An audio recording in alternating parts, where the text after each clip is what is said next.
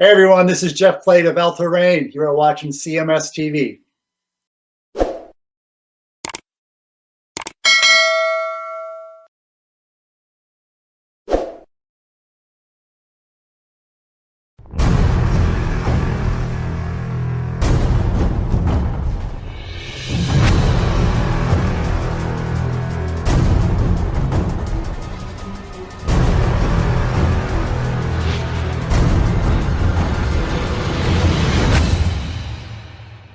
Hail and Kill caller, you're on the air.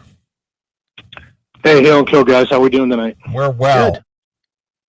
Hey, I'm Mark from Oregon. I wanted to get you both of your opinions. I don't know if Neely, you might not know, but Chris, are you familiar with Sinkin' Stanley? Yeah. Mm-hmm. Now, did you see his video he had a couple of weeks ago where he cornered Doc McGee and got him to admit that Paul Stanley was lip syncing?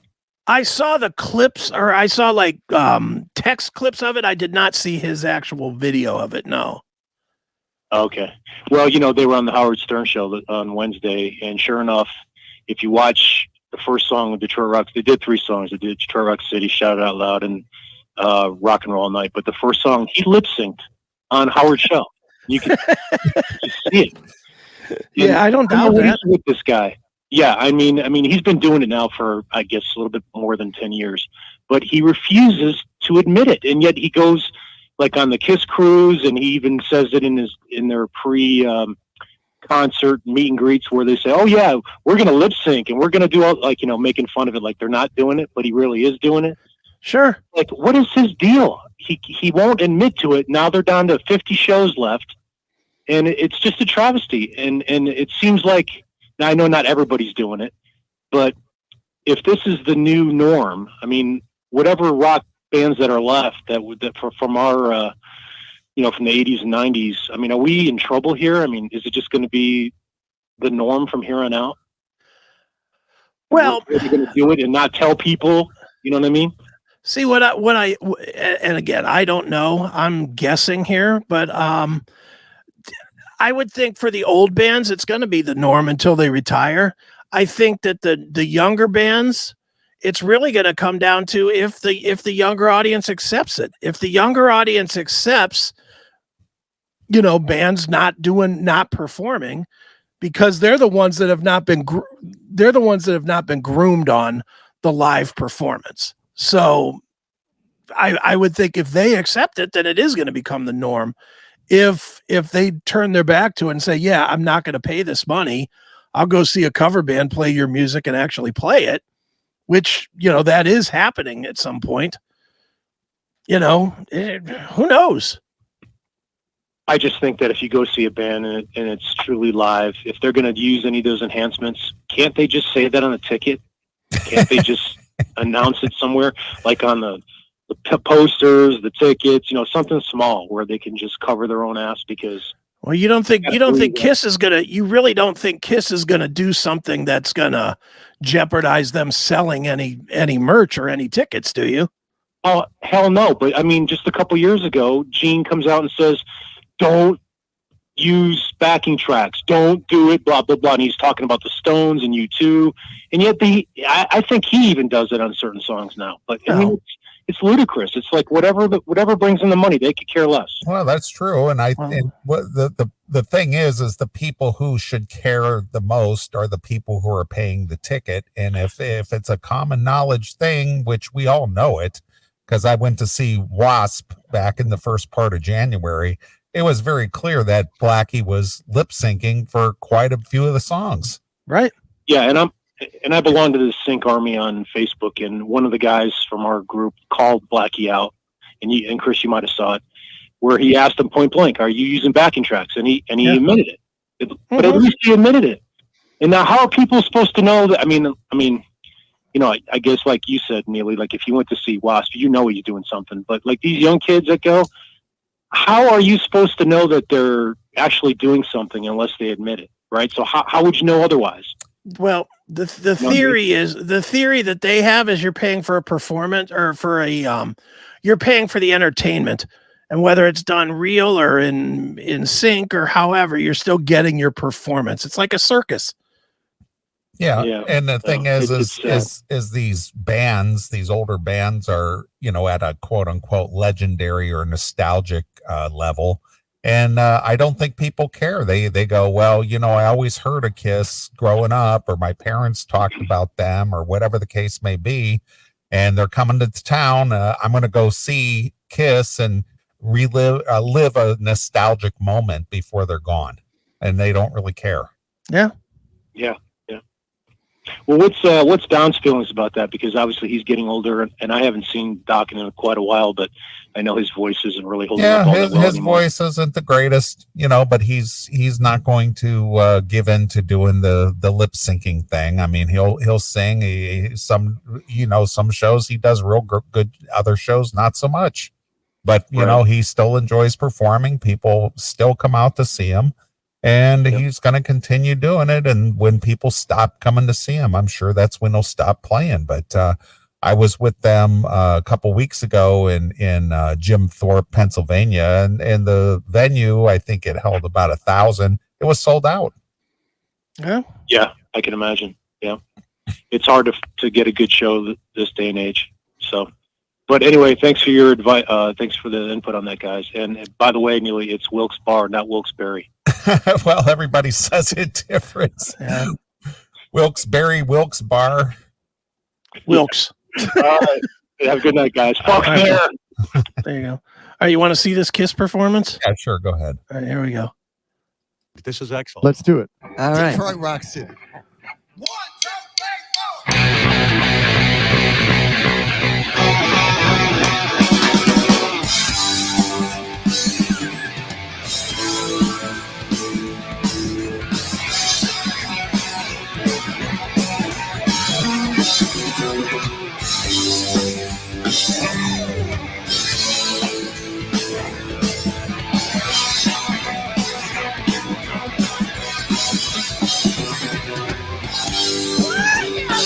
Ooh.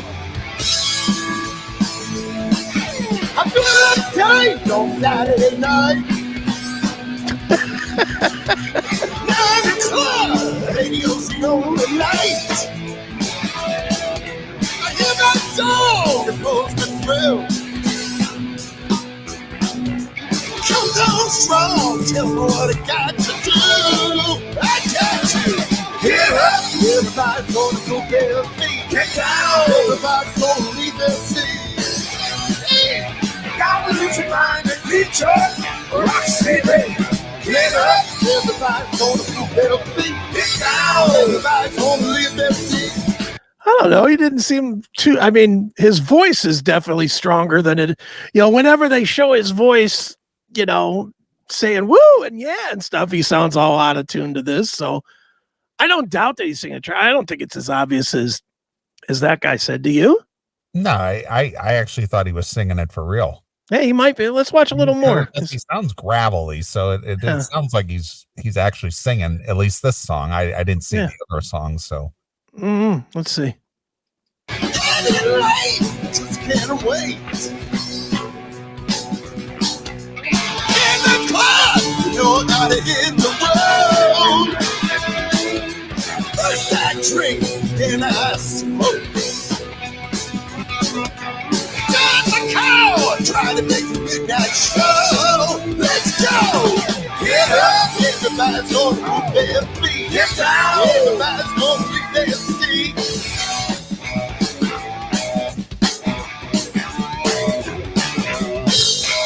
Everybody in the YouTube chat is saying it's low energy and that they're not really into it. Well, they're in a room with nobody in it.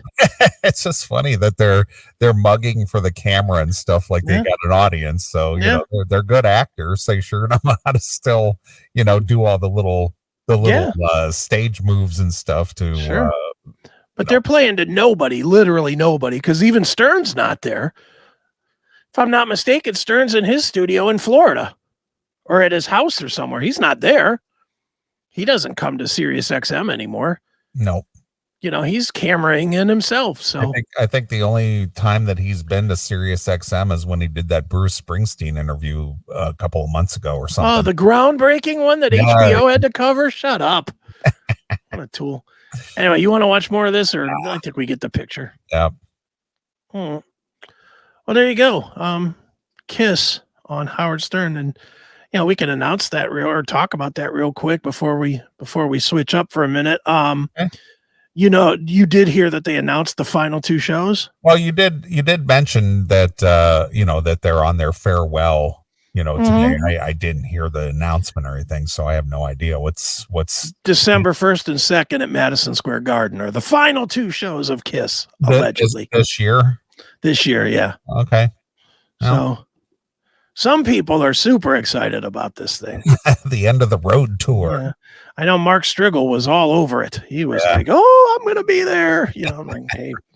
And then after January to go the new beginning tour. Well, it'll be New Kiss tour. You know what? I'm almost certain. I have nothing to back this up. It's not like I've heard this or anything, but I'm certain they're going to call it Kiss Legacy. Yeah. Because that sounds about right. Yeah, sure. It'll be Kiss Legacy with, I'm thinking, and maybe I'm wrong on this, I'm thinking that Thayer and or Singer stay. And the other 2 guys go. And they bring in 2 new guys, a new Gene and a new Paul. But they let the other guys keep doing it to give it the quote-unquote older flavor. Who knows? That's again, I could be dead wrong on this, but I think that would work. I no matter what they do, people are going to go out to it. Yeah, of course. People are definitely going to go just to see it, if nothing else. And these Kiss fools, they support Kiss more than anything. Yeah. So, but I would think that it would have a whole lot more sellable value if you had 2 guys that were in Kiss for over 20 years, right, as part of it. With the new Kiss Legacy tour, 2024. Yeah. And the thing is with the whole Kiss cruise thing, they've been doing this for so long. I don't think they're just going to let that go away. No, dude, they're still selling out big places. Why would they? Right. So I would just say, well, they may not be playing the arenas anymore, but if you want to see the real Kiss, yeah. As endorsed by Gene and Paul. Well, or they'll actually perform on the Kiss cruise. Yeah, Kiss cruise. I think they're gonna do residencies with new guys. I don't know that they'll tour because that could be embarrassing. No, I don't mean they'll tour, but what I'm saying is like Gene and Paul will play exclusively on the Kiss cruises. I don't think so. You don't think so? Nah. Paul needs to go away. Well, regardless if he's good or not, my point is I'm sure they're going to re-engineer a way of still doing something. I think they're going to be involved. I mean, Gene has talked about this Kiss with new players for a decade. I've heard that for a while, but I'm talking about their personal involvement. I think it'll be more production-wise. Okay. They'll do the press conferences and they'll do that kind of stuff. I just don't see them singing it anymore. I really don't. All right, so real quick, and then we'll wrap this up because I know you told your guest at 10 o'clock. It's already 10:30. He's a young man. He can hang. He can hang. But so the final 1 or 2 shows, do we see Ace, Peter, Vinnie Vincent? Do we see Bruce Kulick? Do all those guys get up on stage? Who knows? We were trying to guess it on Toomey this week, and I said, and this is my with no knowledge theory. I think that the only way it happens is for like the one song at the end. Okay. I don't think they do the bringing out Vinnie Vincent for "Lick It Up" or bringing out Bruce for "Tears Are Falling" or something. I don't think it'll be that. I think it'll be kind of like they did on the Unplugged. It'll just be a kind of an all-star jam to end their career with Rock and Roll All Night, Party Every Day. Yeah. That's a guess. That's my guess. I could see Ace holding out unless he gets paid somehow. Yeah, maybe. I could see the whole "what's in it for me," or and if I don't get blah blah blah, here's my demand. Yeah. I'm not coming. I think. See that, and they're going to announce more stuff going up, I'm sure. What do you want to bet this becomes a pay-per-view thing? I'm sure they'll work it out to be something spectacular and garner more money. Right. And if they do that, then there's money to give to Ace, to Peter, to Vinnie Vincent. There's money to be made if they do it in the final shows of all time and Kiss. Right, of course. Now available on whatever, on Bleacher Report or whatever, whoever does live stuff these days. Exactly. So anyway, Kiss calling it a day. Couldn't happen soon enough for me. Well, supposedly. Yeah, allegedly. I don't trust anything. Well, I sure don't trust those guys, to being honest. That's for damn sure. I really don't trust them. So we'll see. All right. Well, we'll wrap up this segment. I'm going to play this tune just for you. I'm going to dedicate this song to my partner, Chris Aiken, who's in physical straits at this point. Yeah. But I'm going to do a segment here after segment 2, segment 2 of the show with a guest host. And then Chris will be back and we'll do the paid portion of the show. And then we'll see where it goes from there. But anyway, this one's for you. All right. This is Tesla from the Great Radio Controversy, and this is Hang Tough. There we go. So it's Tesla exclusively here on your classic metal show.